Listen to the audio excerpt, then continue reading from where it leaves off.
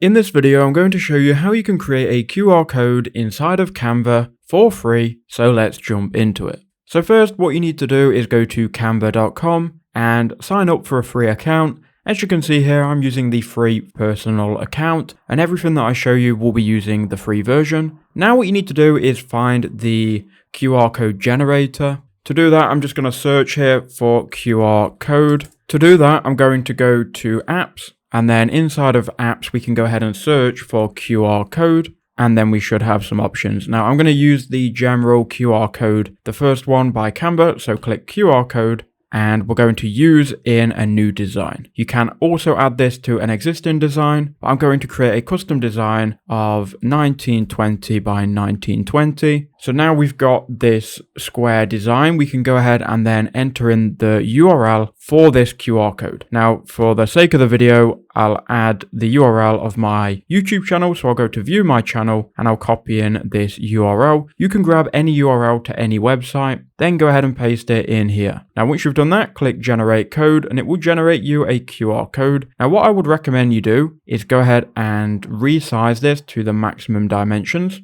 So once you've done that, you can go to share in the top right hand corner. And from here, you can go ahead and download it.